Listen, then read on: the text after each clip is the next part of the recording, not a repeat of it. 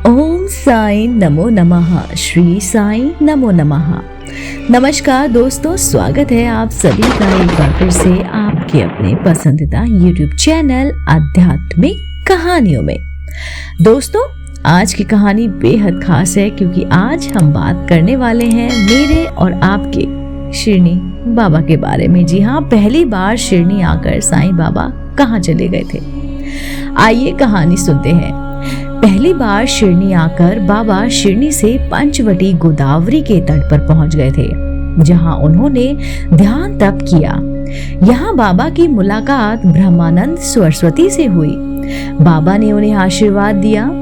पंचवटी के बाद बाबा शेष गांव जा पहुंचे, जहां वे गजानन महाराज से मिले। वहां कुछ दिन रुकने के बाद बाबा देवगिरी के जनार्दन स्वामी की कुटिया पर पहुंचे। वहां से वे विंडर पहुंचे। वहां से फिर से वे हसनाबाद गए, जिसे पहले मणिक्यपुर कहा जाता था। मणिक प्रभु इस क्षेत्र के महान संत थे। मणिक प्रभु के पास बाबा पहुंचे तो मणिक प्रभु ने उन्हें गौर से देखा और फिर खड़े होकर उन्हें गले लगा लिया। मणिक प्रभु के पास एक चमत्कारिक मग था, जिसे आज तक कोई किसी वस्तु से भर नहीं सका। कितने ही सिक्के डालो मगर मग खाली का खाली रहता। बाबा ने उसमें कुछ खजूर और फूल उसमें डाले और मग भर गया। फिर बाबा वहां से बीजापुर होते हुए नरसोबा की वाड़ी पहुंच गए। यहाँ दंत अवतार नरसिंह सरस्वती के चरण पादुका के दर्शन किए। यही कृष्णा नदी के किनारे एक युवा को तपस्या करते देखा तो उसे आशीर्वाद दिया और कहा कि तुम बहुत बड़े संत बनोगे।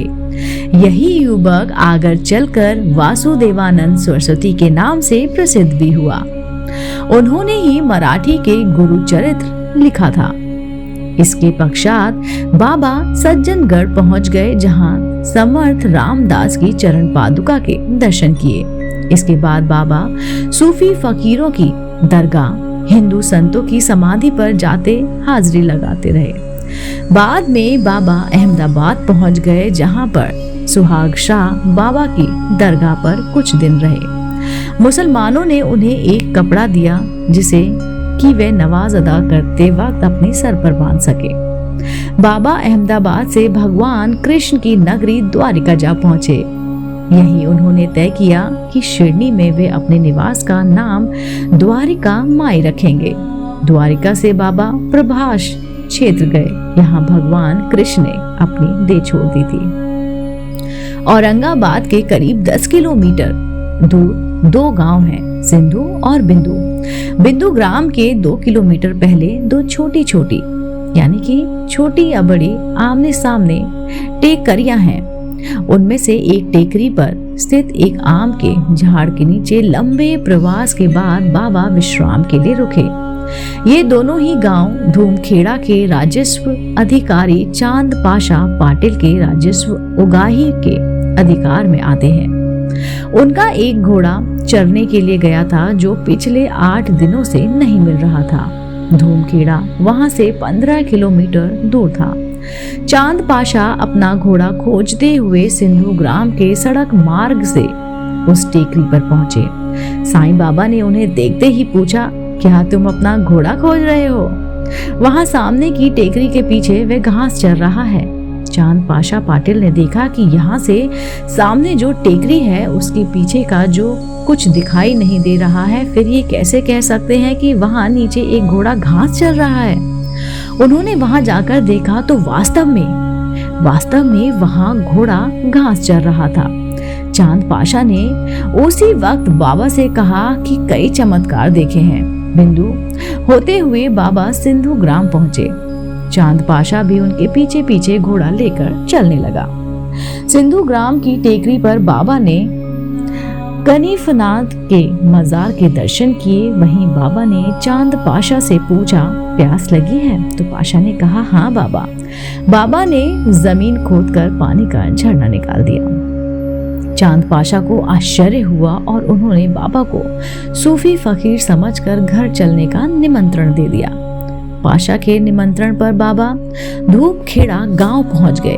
धूपखेड़ा में चांद पाशा का भव्य बंगला था, जहां भरा पूरा परिवार और रिश्तेदार मौजूद थे। चांद पाशा की साली की शादी की तैयारी चल रही थी। उनके मकान के पास ही एक नीम का झाड़ था, जहां पर एक शिला रखी थी। वहीं बाबा वहां जाकर बैठ गए। कहते हैं कि बाबा चांद पाशा के यहाँ करीब 1 माह रुके थे।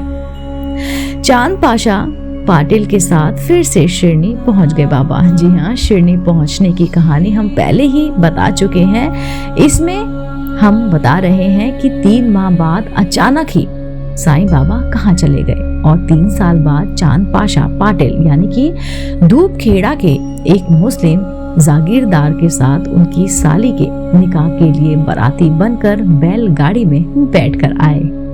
दोस्तों, उम्मीद करती हूँ आपको मेरे द्वारा सुनाई गई कहानी पहली बार शिरनी आकर साईं बाबा आखिर कहाँ चले गए थे जरूर पसंद आई होगी।